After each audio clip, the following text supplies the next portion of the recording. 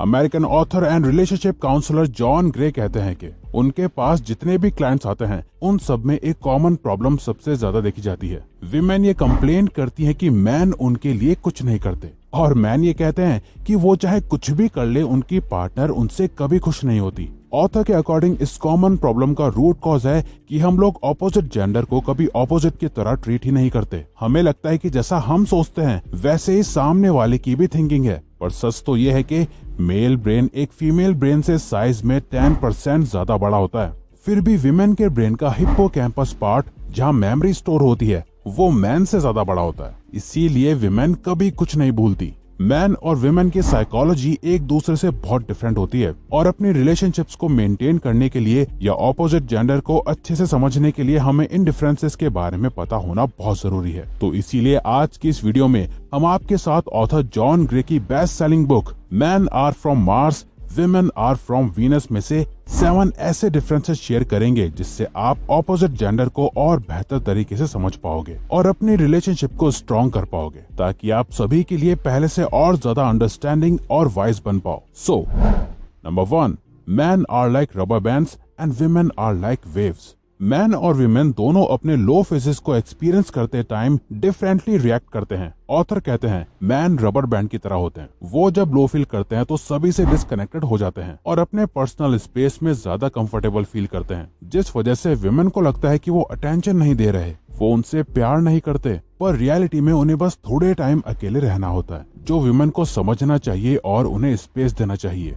वो इस टाइम एक रबर बैंड की तरह स्ट्रेच हो रहे होते हैं, जो थोड़े टाइम बाद वापस अपने नॉर्मल फॉर्म में आ जाते हैं। इस फेज के बाद वो पहले से और भी ज्यादा समझदार, लविंग और केयरिंग हो जाते हैं। वहीं विमेन वेव्स की तरह होती हैं। जब उनके इमोशंस बिल्डअप हो जाते हैं वो स्लोली डिप्रेसिव फेज में चली जाती हैं। जहां मैन पर्सनल स्पेस डिमांड करता है, विमेन को चाहिए होता है कि कोई उनके साथ रहे, जिससे वो अपने इमोशंस एक्सप्रेस कर पाए, जो उन्हें सुने और समझे।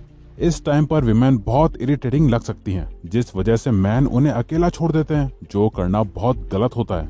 मैन को लगता है जैसे वो रिकवरी के लिए सबसे डिस्कनेक्टेड हो जाते हैं। विमेन की भी सेम डिमांड होगी, पर ऐसा नहीं होता। ऐसे टाइम पर एक मैन को अपने पार्टनर के साथ होना चाहिए और उसे भी समझना चाहिए। Mister fix it and the home improvement committee. Man को लेकर विमेन की एक मोस्ट कॉमन कंप्लेंट ये है कि मैन उनकी सुनते नहीं है। या तो वो उन्हें इग्नोर करने लगते हैं या बहुत जल्दी उन्हें प्रॉब्लम्स के सॉल्यूशंस देने लगते हैं। और जब विमेन उनके इस बिहेवियर को अप्रिशिएट नहीं करती तो ये मैन को बहुत कंफ्यूज करता है।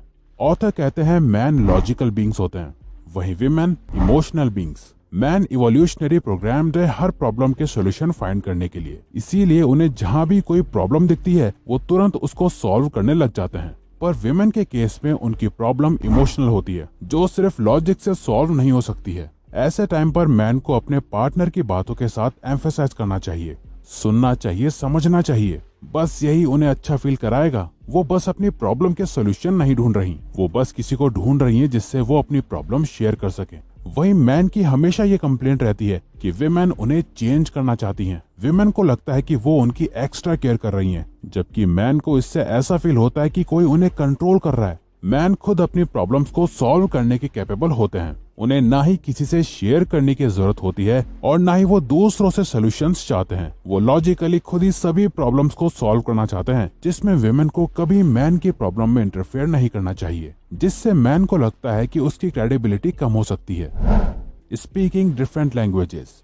ऑथर कहते हैं 2 लोगों के कम्युनिकेशन के टाइम सिर्फ लैंग्वेज ही सेम रहती है, बाकी सब कुछ डिफरेंट होता है। मैन और विमेन दोनों ही एक लैंग्वेज का यूज करके अलग अलग तरीके से बात करते हैं। मैन लिटरल होते हैं, यानी वो इन्फॉर्मेशन प्रोवाइड करते हैं, इसीलिए वो कुछ भी कहने से पहले सोचते हैं, समझते हैं। और मैन अपनी बातों को डायरेक्टली विद लॉजिक एक्सप्रेस करते हैं, जो विमेन के लिए कठोर बात हो जाती है, क्योंकि विमेन की लैंग्वेज बिल्कुल ही अलग होती है। ऑथर कहते हैं विमेन का वे ऑफ टॉकिंग ड्रामेटिक और आर्टिस्टिक होता है। इससे विमेन अपनी फीलिंग्स को फुली एक्सप्रेस कर पाती हैं। विमेन अपने थॉट्स को कम्युनिकेशन के टाइम में सॉर्ट आउट करती हैं। वो पहले से प्रिपेयर नहीं होती, वो जिस टाइम जैसा फील कर रही होती हैं वही अपनी बातों से एक्सप्रेस करती हैं, जो मैन के लिए कई बार बहुत कंफ्यूजिंग हो जाता है और वो अपने पार्टनर की नीड्स को एग्जैक्टली समझ नहीं पाते। इन दोनों में से किसी का भी वे ऑफ कम्युनिकेटिंग किसी दूसरे से बेटर नहीं है, बस दोनों एक दूसरे से अलग हैं और हमें एक दूसरे के नेचर के अकॉर्डिंग ही बिहेव करना आना चाहिए।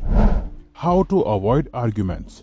ऑथर कहते हैं, arguments are less about what is said and more about the tone of voice and body language. Better communication का एक बेसिक रूल है, दोनों को लविंग और रिस्पेक्टफुल होना चाहिए।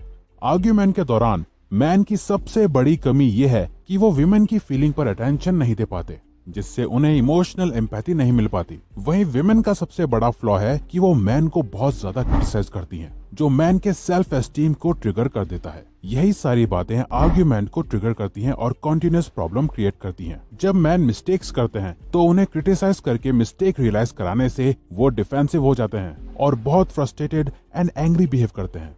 ऐसे टाइम पर विमेन को उन्हें अकेला छोड़ देना चाहिए ताकि वो थोड़ा काम होकर अपनी गलती को खुद एनालाइज कर पाए। वहीं मैन को अग्रेसिव होकर हर आर्ग्यूमेंट जीतना नहीं, बल्कि विमेन की फीलिंग्स को समझना चाहिए और एक इमोशनल वेलबींग की तरह सोचना चाहिए।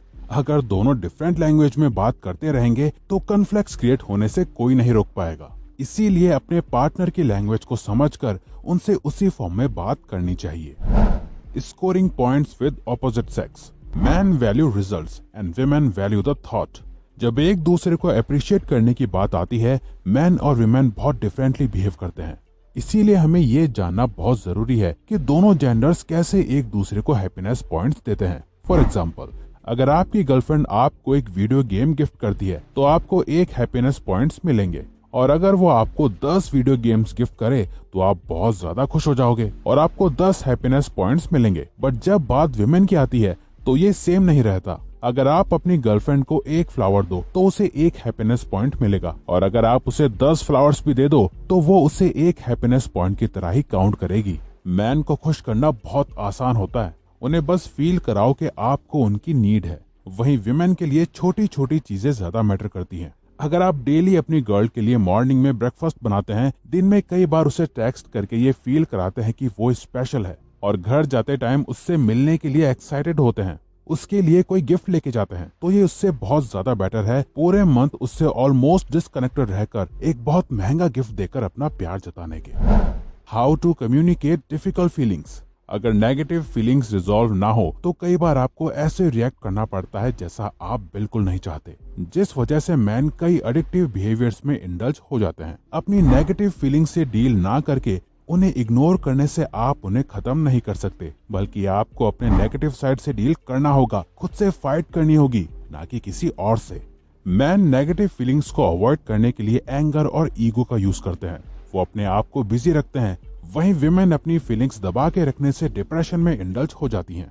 इसीलिए ये इम्पोर्टेंट है कि आप अपनी फीलिंग्स को कम्युनिकेट करें। ये मैन और विमेन दोनों के लिए बहुत इम्पोर्टेंट है, जो करना बहुत इजी नहीं होगा, क्योंकि अपने डीपेस्ट फियर और इनसिक्योरिटी शेयर करना बहुत हिम्मत का काम होता है। पर आपको अपने पार्टनर के साथ इसे सॉल्व करना चाहिए। दोनों मैन और विमेन को ये लगता है कि उनका पार्टनर उनकी बातें नहीं समझेगा, बट ऑथर कहते हैं कि वो दोनों ही गलत हैं। इनफैक्ट अपनी डिफिकल्ट फीलिंग्स अपने पार्टनर के साथ शेयर करने से आप दोनों और करीब आ जाते हो और अच्छे बॉन्ड फॉर्म कर लेते हो। How to ask for support and get it. मैन हमेशा वो काम करना पसंद करते हैं जहां उन्हें उनके एफर्ट्स के लिए अप्रिशिएट करा जाए, और जब उनसे कोई डिमांड करता है तो वो उससे दूर भागते हैं। मैन को क्रिटिसाइज करना और बहुत ज्यादा एक्सेसिव इंस्ट्रक्शंस देना उन्हें एक स्लेव की तरह फील कराता है, ना कि एक लविंग और ट्रस्टेड पार्टनर की तरह। मैन हमेशा अपनी वर्थ को प्रूव करते हैं और तभी कोई एक्शन लेते हैं जब उन्हें कोई पोलाइटली पूछता है, उन्हें उस काम के लिए अप्रिशिएट करता है। वहीं विमेन को कांस्टेंट रीअश्योरेंस की नीड होती है। उन्हें चाहिए कि मैन हमेशा ये प्रूव करते रहें कि वो उनसे कितना प्यार करते हैं, जो अनरियलिस्टिक एक्सपेक्टेशंस को क्रिएट करता है। और विमेन कभी डायरेक्टली अपनी एक्सपेक्टेशंस एक्सप्रेस नहीं करती हैं। वो चाहती हैं कि मैन उनके हिंट्स को समझकर वो करें जो वो चाहती हैं। इसके सोल्यूशन में ऑथर कहते हैं, विमेन को अपनी एक्सपेक्टेशंस कम करते हुए मैन से बिना कोई डिमांड करे अपने थॉट्स एक्सप्रेस करने चाहिए, और उन्हें ये फील कराना चाहिए कि आपको उनके सपोर्ट की जरूरत है, और हेल्प मिलने पर उन्हें अप्रिशिएट करना चाहिए। तो अगर आपको ये वीडियो अच्छी लगी तो वीडियो को लाइक और सब्सक्राइब बटन पे क्लिक करके इस चैनल को ग्रो करने में सपोर्ट करो, और बेल नोटिफिकेशन ऑन कर लीजिए ताकि आप आने वाली वीडियोस मिस ना कर पाओ। Thank you for watching.